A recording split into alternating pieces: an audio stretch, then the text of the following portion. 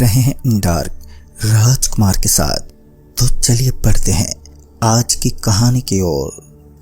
दोस्तों, एक दिन की बात है जब आशीष अपनी गर्लफ्रेंड के साथ घूमते हुए राधेपुर गांव की तरफ चल पड़ा।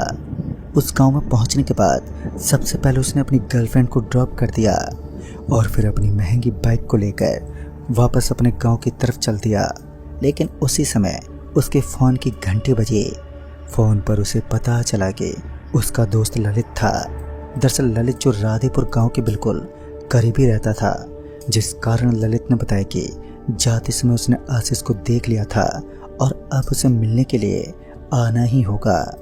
फिर क्या था, ललित और आशीष दोनों ही गांव के अंतिम सीमा पर मिले, जहां दोनों के बीच बाइक को लेकर कुछ वार्तालाप होने लगी और उसी दौरान बात रेस पर आ गई।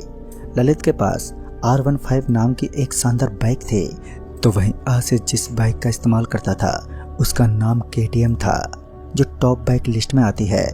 दोनों ने वहीं से बाइक की एक शानदार रेस स्टार्ट कर दी।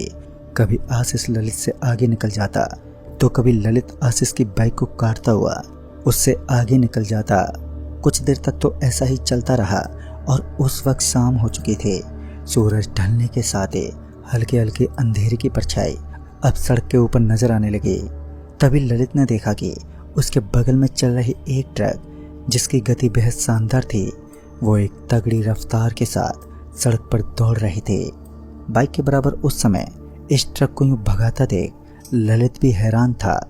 ललित ने अपनी बाइक की रफ्तार को कम किया और आशीष को अपने पास बुलाया। आशीष और ललित की बाइक एकदम करीब चल रही थी। उसी समय उसने बताया कि इस ट्रक की रफ्तार बेहद ज़्यादा है।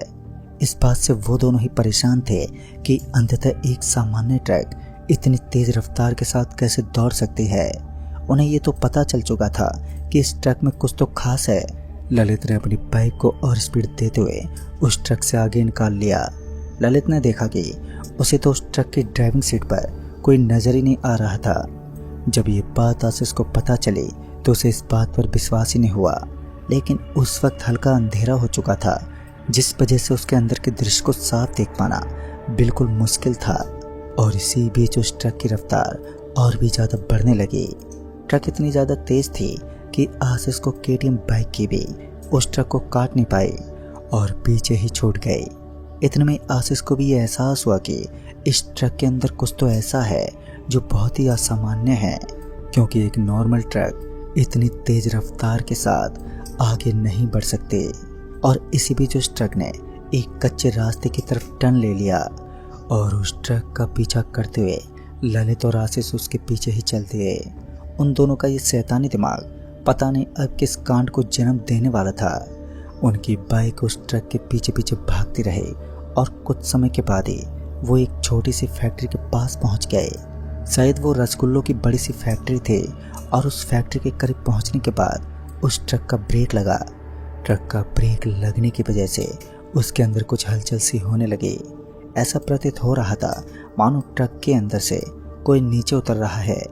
फिर आशीष ने देखा कि ट्रक का दरवाज़ा खुला है, लेकिन ताजुब तो इस बात का था कि कोई नीचे नहीं उतरा। बाद में जब आशीष ने ठीक से ध्यान दिया तो उसे पता चला कि उसके बगल में बनी रसगुल्लों की वो विशाल सी फैक्ट्री काफ़ी पुरानी है और शायद अब वो बंद हो चुकी है। और साथ ही उस फैक्ट्री के अगल बगल में बनी कच्ची सड़क के ऊपर भी कुछ अजीब अजीब चीज़ें गिरी हुई थी, जिससे ये साफ साबित हो रहा था कि ये जगह वीरान है। उसके बाद उन दोनों दोस्तों को किसी के कदमों की आहट सुनाई दी। आवाज़ तो आ रही थी, लेकिन किसी का वहाँ मौजूद होना अभी भी जैसे मुमकिन नहीं था। ऐसा लग रहा था मानो दूर दूर तक किसी का वजूद ही ना हो। लेकिन बावजूद इसके भी ऐसा प्रतीत हो रहा था कि उन दोनों के आसपास कोई घूम रहा है, जो काफ़ी देर से चक्कर काट रहा है और उनके कदमों की आहट बार बार उनके कानों तक पहुंच रही थी। फिर कुछ देर तक ऐसा ही चलता रहा और फिर उसके बाद ललित ने अपनी बाइक के मिरर में देखा तो उसका पूरा शरीर ही कांप गया।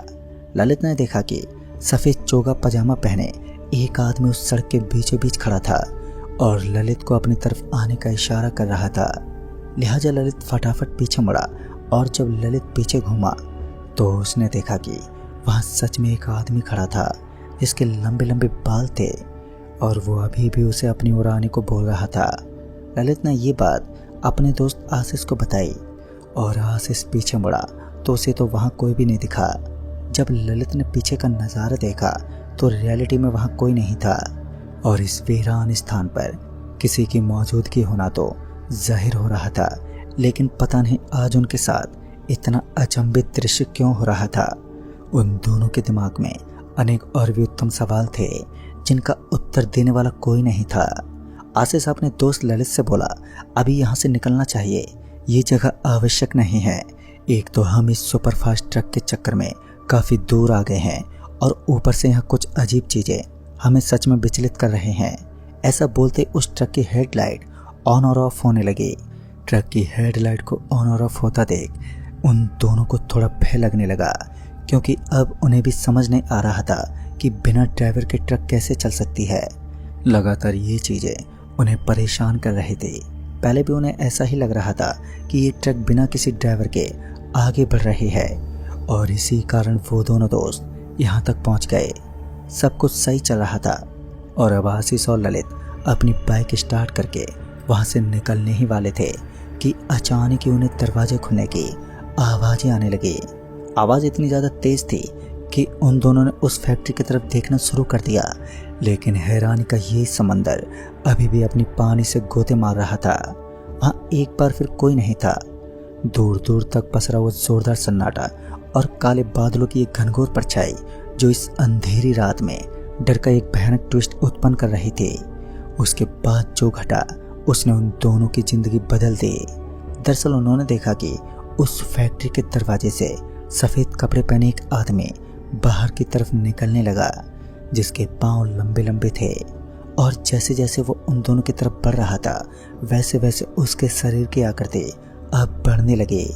उसने एक शैतान का रूप ले लिया और आसमान से चांद की रोशनी भी अब गायब थी और जल्दी उन्हें ये ज्ञात होने लगा कि इस वीरान जगह पर आकर उन्होंने बहुत ही बड़ी गलती कर दी है।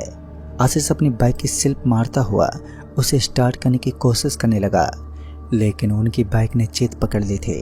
वो स्टार्ट होने का नाम ही नहीं ले रही थी। ऐसा लग रहा था मानो उसकी बाइक के इंजन ने ठंड पकड़ ली हो, लेकिन महंगी बाइक इस तरीके से घुटने नहीं टेक सकती। उन्होंने किक मारते हुए भी उसे स्टार्ट करने की बहुत कोशिश की, लेकिन वो नाकाम रहे। अब उन्हें समझ आने लगा था कि असल में अब उसकी बाइक के अंदर नहीं बल्कि इस स्थान का प्रकोप है। आशीष और ललित दोनों ही एक ही जगह पर खड़े थे। उन्होंने अपनी अपनी बाइक को पैदल चलाते हुए साइड में लगाया और पैदल ही वहाँ से भागने लगे, क्योंकि उनके पीछे साक्षात उनकी मौत खड़ी थी और अपनी मौत को देखने के बाद सबकी फटी जाती है। ऐसे उन दोनों के साथ भी हुआ। अपने आप को बचाने की खातिर वो दोनों उस नेशनल हाईवे पर चढ़ने के लिए लंबी दौड़ लगाने लगे। जब किस्मत खराब हो तो ऊंट पर बैठे इंसान को भी कुत्ता काट लेता है। कुछ ऐसा ही हुआ। अचानक ही हवा के झोंके से एक पेड़ सड़क के बीचों बीच गिर गया, जिस वजह से आगे का रास्ता अब ब्लॉक हो गया था और रास्ता ब्लॉक होने की वजह से उनका आगे बढ़ पाना भी बहुत मुश्किल होने लगा। अब उन्हें भी एहसास हो चुका था कि उनके लिए इस तरफ भागना बिल्कुल भी सही नहीं होगा, लेकिन इसी बीच उन्हें कुछ चमकीली रोशनी नजर आई। इस रोशनी को देखकर ऐसा लग रहा था मानो यहाँ कुछ तो है, और जब उन्हें घंटी की आवाज़ भी सुनाई दी तो उन्हें एहसास हो गया कि यह हनुमान जी का मंदिर है। अभी तक वो दोनों दोस्त उस शैतानी शक्ति के असली रूप से रूबरू नहीं हुए।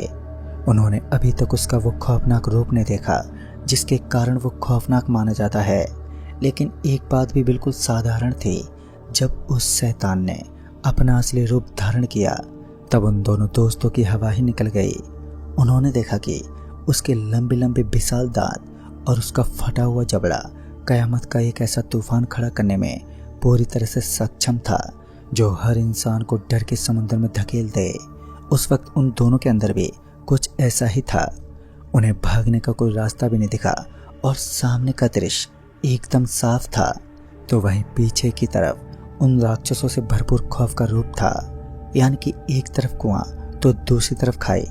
दोनों दोस्तों को समझ ही नहीं आ रहा था कि अब उन्हें किस दिशा में भागना चाहिए और अपनी जिंदगी बचाने के लिए कौन से रास्ते को आजमाना चाहिए। ऊपर की तरफ नजर आने वाले वो मंदिर उनसे काफी दूरी पर था। फिर उनकी तरफ वो ट्रक बढ़ने लगी जो अपनी सुपर स्पीड से उन्हें हताश करने वाली थी। उस ट्रक को अपनी तरफ आते देख उन दोनों की मौत का पहला नज़ारा उन्हें देखने को मिला, क्योंकि आशीष और ललित दोनों इस बात को अच्छे से जानते थे कि इस ट्रक से बचकर भागना उनके लिए नामुमकिन था। लिहाजा वो दोनों उस सड़क के बगल में मौजूद जंगल में भटकने लगे और काफ़ी देर तक इधर उधर भटकने के बाद वो उस जंगल के एक ऐसी जगह पर पहुंचे जहां पर एक कुटिया बनी हुई थी। देखने में ऐसा लग रहा था मानो ये बेहद पुरानी कुटिया हो। उस कुटिया के अगल बगल में कुछ फूल भी बिखरे हुए थे, जिन्हें देखकर ये अंदाजा लगाना बेहद आसान था कि यहाँ भगवान की पूजा की जाती थी। दोनों दोस्त पूरी रात वहीं रुके रहे और तब जाकर उन्हें उस हैवानी शक्ति के चुंगल से बचने का एक रास्ता मिला। पूरी रात वहीं बिताने के बाद जब सुबह दोनों दोस्त अपनी बाइक के पास पहुंचे तो वो पहली बार में स्टार्ट हो गई। और इस घटना का वर्णन करने के बाद एक शख्स ने बताया कि सालों पहले एक ट्रक ड्राइवर का एक्सीडेंट हुआ था, जो अपने खौफ के अखरोट के साथ अपनी ट्रक लेकर आज भी उसी हाईवे और उस काली सड़क पर भटकता है। कहते हैं कि आज तक उस बेचारे को मोक्ष की प्राप्ति नहीं हुई, जिस वजह से उसकी आत्मा वहीं पर भटकती है। आप एक सुरक्षित स्थान पर पहुंच गए, अन्यथा आपके साथ भी कुछ ऐसा होता जो वाकई अकल्पनीय होता है। दोस्तों, एक बात भी सत्य है, जिस इंसान की सुरक्षा स्वयं भगवान करता है उस इंसान को कुछ नहीं हो सकता। और भगवान की सुरक्षा और अपनी बुद्धि की क्षमता पर आशीष और ललित अपनी जान बचाकर तो निकल गए, लेकिन उस दिन के बाद उन्होंने अपनी ज़िंदगी में कभी भी ना ही तो इस तरीके की हरकतों को अंजाम दिया और ना ही वो किसी ऐसे स्थान पर जाने की बात करते हैं जहाँ पर सन्नाटे के साथ साथ अंधेरे की काली चादर लिपटी हुई हो। और ऐसा करना उचित भी है। इंसान अपनी ज़िंदगी में एक गलती करने के बाद जब वो सुधार करने लगता है तो फिर वो चीज़ उसकी ज़िंदगी का सर्वश्रेष्ठ नियम होता है। तो दोस्तों, इस कहानी में बस इतना ही। तब तक के लिए बाय एंड टेक केयर।